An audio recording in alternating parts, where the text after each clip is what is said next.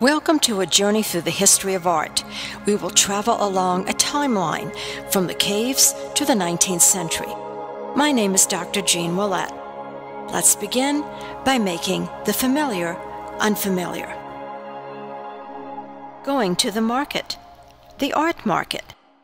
If the French kings were supporting French artists in the quest for cultural dominance, then, a few hundred miles to the north, an entirely different art culture emerged.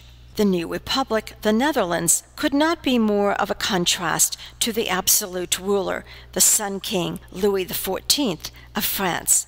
Freed from the yoke of Spanish rule, the Dutch were a Protestant republic without a prominent aristocratic class, and they had an elected ruler.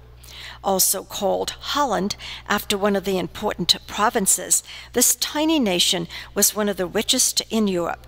A seafaring people who enlarged their territory at home by claiming the land from the sea, the Dutch developed a vast empire in trade, stretching across the globe.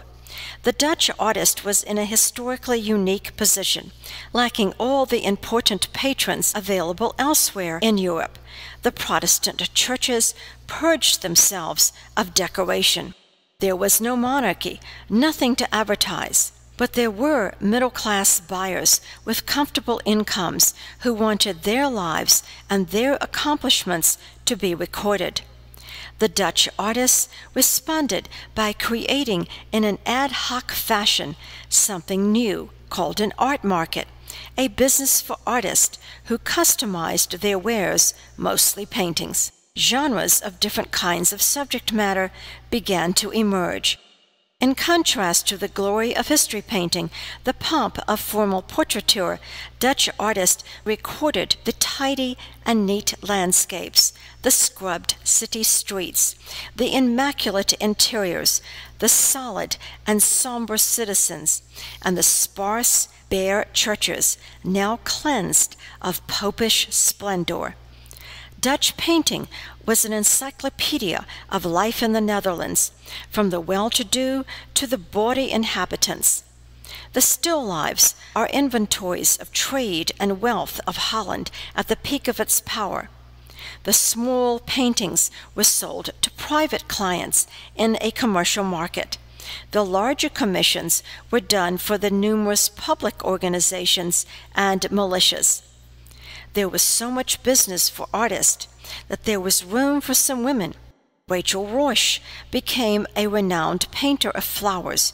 Judith Lester painted genre scenes of everyday life from a woman's point of view. But the Dutch art market was a phenomenon dependent upon surplus wealth and middle-class buyers, economic conditions that would not exist in the rest of Europe for another 200 years. Although most of the continent was under the command and control of religious and secular absolutism during the 17th and 18th centuries, the Dutch experiment would not be forgotten.